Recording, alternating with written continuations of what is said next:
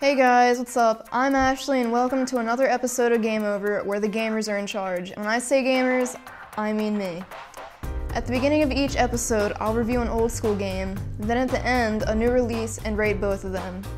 The rating system is out of 5. 5 joysticks, that is. If a game receives 5 joysticks, you're looking at an awesomely awesome game. If a game receives anything under 3, chances are it's a piece of crap. Now for our first game, or rather games, I have a few games from a Namco joystick game, which is 5 games rolled into one system. Pac-Man, Dig Dug, Galaxian, Rally X, and Bosconian, some of which I hope you all know and love. Pac-Man, surely everyone knows.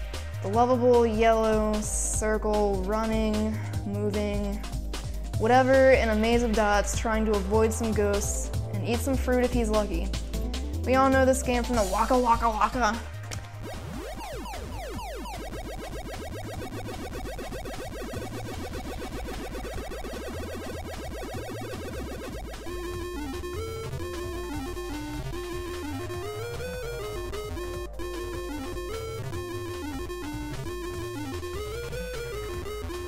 In my opinion, still a great game if you want to pick it up from time to time, or even play with your parents, which is what I do when I go home on break. Pretty sad, I know. Dig Dug basically takes place underground, and all you have to do is clear out all the enemies. You dig to the enemies, and then pump them with air until they explode.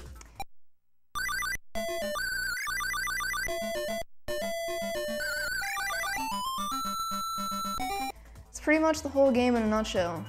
But be careful, because if you're not quick enough or paying attention, an enemy will come up quick or behind and kill you.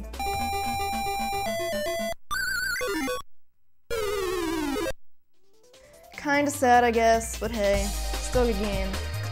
Galaxian is another spaceship game, kind of. You basically just move to the left and the right, trying to shoot all the ships up top.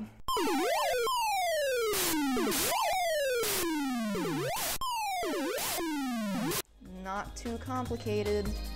Rally X, I personally haven't heard of. I thought it was supposed to be something like pole position where you just race the whole time, but it's not. This game, you pretty much just race around and try to get all the flags before one of the other cars hit you.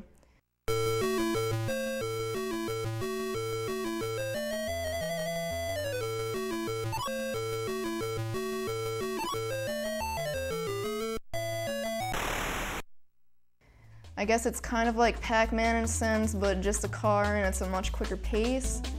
Lastly, Bosconian, which is what I like to call an off-brand of asteroids.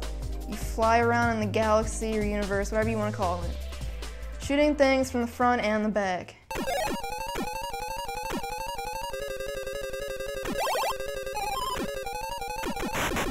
You beat the level once you kill all of the green things. Tip: shoot them in the middle where the red eye is.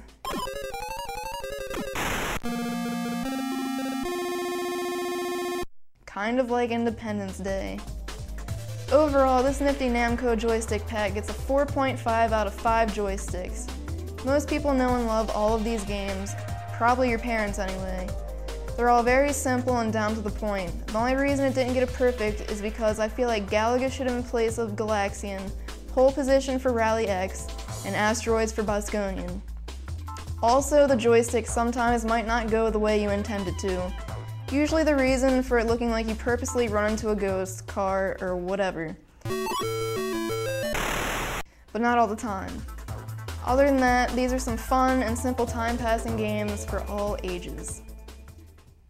Alright, the next game, although a new release, can still be considered old school on the count of the series started out in 1994. Today I have Tekken 6. The storyline goes like this. There is this martial arts tournament called the King of Iron Fist Tournament.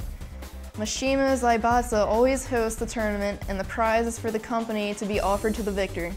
It's pretty much the storyline of all the Tekken games, aside from some revenge here and there and various people in charge of Mishima Zaibatsu.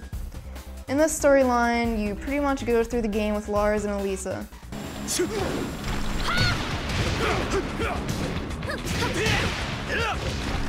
But since this was originally an arcade game, I didn't really focus on the story mode.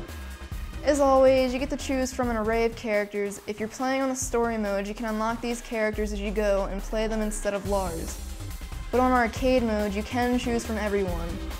There's really not much of this game. It's like any other fighter game, pretty much mash the buttons until your opponent fails.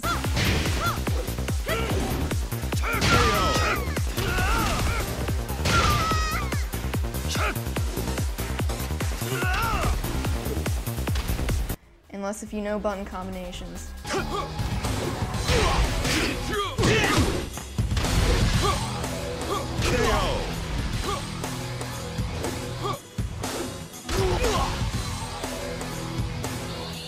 Alright, overall I give this game a 4 out of 5 joysticks on the count of the story mode doesn't really belong in here.